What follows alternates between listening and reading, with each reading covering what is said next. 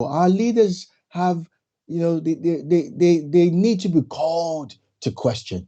They need to be called to question, and because they've missed the plot, they haven't got a clue what they're doing.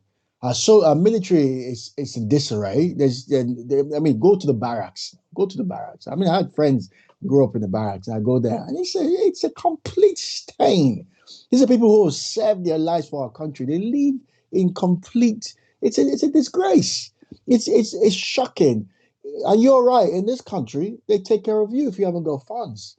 You get a benefit from the country because the country has, they realize that it's about the people.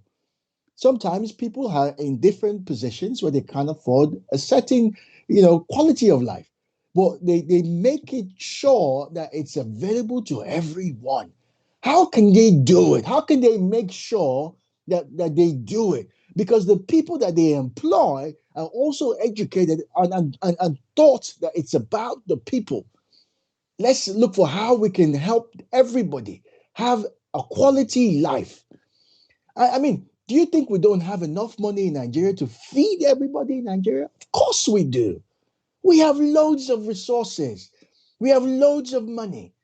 You see, but everyone again, it has to be ingrained into the culture of our country, and we have to teach this out to people. The sad, you go into Nigeria now, you go to the airport now. I don't know if it's changed now. Last time I went back was 2019. I don't know if it's changed now, where everyone's asking, "What do you bring for me? What do you bring for me? What do you bring for me?" You know, again, it's a sad reality, my brother. That things need to change because people are hungry. People are not looked after. We don't care about life. We don't care about human life in our own motherland. People don't care. It's just, and that's the whole missing thing. Leadership doesn't care. People don't care. Everyone's trying to find a way out. People are running out of the country. People are dying in the Mediterranean today because they are running away because they are all trying to find hope, a future, a better life tomorrow. And so they pay the sacrifices, and sad to say, some people die in the process. And our country is still not doing anything about it. It's unfortunate. It's unfortunate. All right, now let's go back to that fine line that we have managed to, that we are tracing. And the fine line is that we're not looking for, because now I contact you because I know that you are an expert in this area. I'm sort of crying out to you, to like many other people that I know of, in trying to see what can we do? What can we do? I know that we cannot do miracle, but like you said, if you want to train a muscle, you don't just one day just kick it and it become one big muscle in one day, but you keep refining it. So I believe that this is where we are today. I'm a part of an international diaspora group where we try to continue to think, of what we can do, So I believe strongly that if we continue to put a little drop of water every day, somehow it's going to have an effect. So that fine line we are tracing here is how to get a people-oriented leadership. So the question I'm putting for you is this one. How can we do this? You are a coach, you are an expert in this area. How can we sow this idea in our people, whether in Africa or among the diaspora? A people-oriented leadership. It's a funny story. One of the books that I read on leadership, it says there's this, I can't remember the name of this man, but a multi-million dollar. He has so much resources, so much money, and he always looks to buy companies that are underdeveloping, companies that are at the bridge of bankruptcy or going down or administration. He will look for all those organizations and he will buy them, and then he will change a few things and he will set them back again into profit bearing, right? Now, the first thing he would do, are you with me, Obehi? Yeah, sure. The first thing he would do is to fire those in those in positions of leadership. And people say, why do you do that? That's harsh. Why do you fire the managers, the leaders? He says, well, if they were good anyway, it wouldn't go down. You guys just they need to go. They're wrong. They need to go away and educate themselves on leadership. So he will fire all the managers and bring in a new breed of leaders. and make sure they're equipped, fully trained, and ready to take on so the business can go from down to up. Now, how do we create a people oriented leadership? How do we create? I think the first thing for me, if I had a chance or a choice to make, I think it's good for us to, someone said, if you were to get into a room of leaders and begin to educate them, they can go back and start educating their people. I agree with that to a certain extent, that we could start with the leaders, but I also think in getting rid of all the leaders. I believe in running, I think we need to run a lot of campaigns, a lot of training programs, a lot of programs that can inspire, can call out the leaders amongst us, that can call them out, the young ones, the ones that whether the ones who are middle age, whatever. If we start running training programs, boot camps, educating people on leadership, what leadership is about, having people to think about the other person when they make a decision, when they make a choice. When we start educating people on this, I think we can strike the chord. We can start hitting it where it matters, so that the next leaders of tomorrow can begin to understand it's not about filling up your own pocket, but it's about showing that you care, leaving a legacy that will stand the test of time. So, so again, and it comes with that constant leadership, that training. It never stops. It never stops. It's an ongoing program. It's an ongoing training program. No matter where you are now, you can always be better. Simon Sinek wrote a book titled Leaders Eat Last. How do we educate people to? It's about eating last. It's about not focusing on your own personal agenda.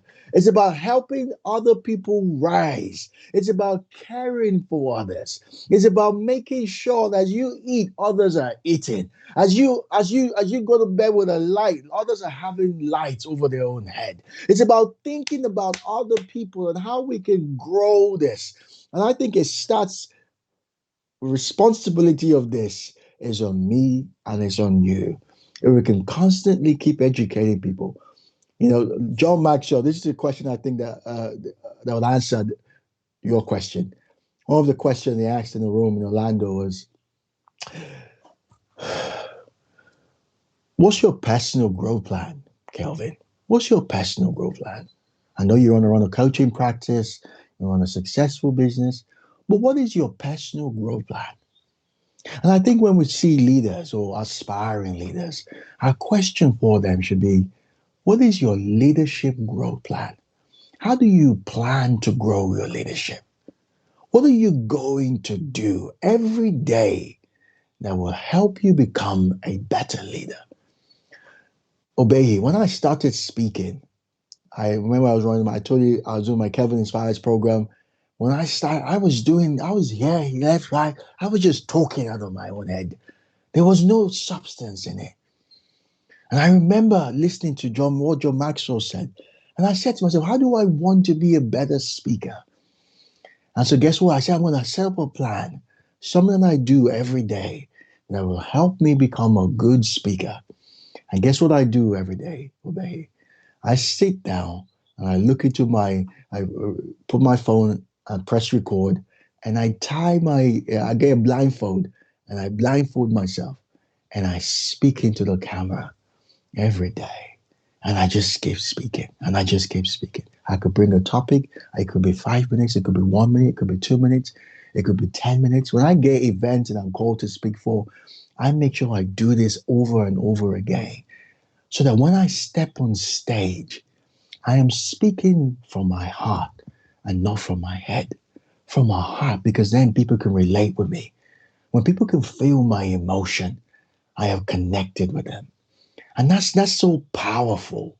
And I think it applies to everything, because how you do anything is how you do everything. So it applies to the subject of leadership. For us to become people oriented, we must continuously stay and practice leadership. Whatever you're doing to your next fellow man, is it someone that can build trust? Are you building relationship?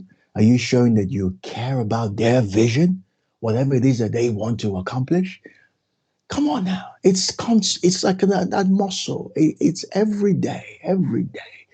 And that's how we become better leaders, people oriented leadership. We reinforce training, continuous training, and continuous practice. Thank you so much for that. That is powerful again. Again, that is powerful. Thank you. Thank You you. see, this is why I'm continuously reinforcing that line that I believe in us.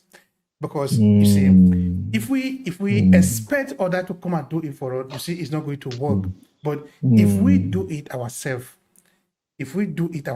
now it's going to work. Because imagine this input, this pouring in of yourself in this thing that you are doing. It is your training program. I am positive.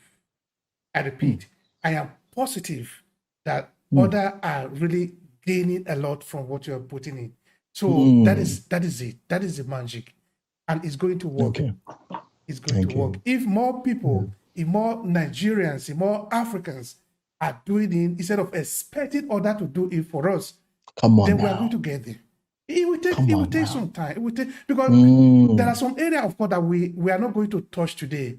Maybe some other mechanism in the systemic structure that somebody somehow is benefiting from our inability to run our system. Those are also part of the problem, but we don't want to talk about that now, because we want to lay emphasis on what we can control. By the time you decide to blindfold yourself and hone in on your effort, you don't need somebody to do that for you. You are doing it yourself. Come on now. You see, when no one's watching. with no one watching you. Yeah. And the result, you can see it, no? Yeah. Come on now. And this is what I think is going to be happening in Nigeria too. Because I see some people, they are doing it. It's just because it is an enormous effort. Because we are looking at a big, monstrous change that we want to happen in Nigeria. Come on now. Just because the effort, the people that are really on the right trajectory, they are too few. So the result is very tiny. But it's going to come. It's going to come.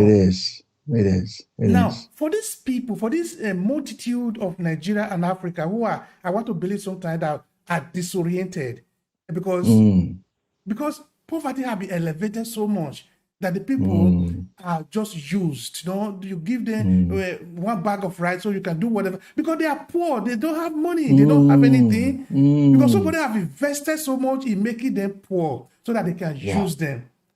So the people don't have, they have very little choice. But there's a revolution. There's a revolution coming up now, especially with what happened last October. You can see that the voices of the youths are beginning to align from time to time. There's, they try to disband them, obviously killing themselves. But the reality is that we're getting sick and tired of it. The youths are beginning to understand what leadership is about in a way, not completely there, but in a way they know that what we're experiencing is not leadership. They know that this is something is wrong somewhere. Yeah. And that's why they all gathered together to say, no, enough is enough. So something is happening. So I believe you when you say you believe in us, that things are going to change. I believe you, bro. It's going to happen. I believe in us. We will make it.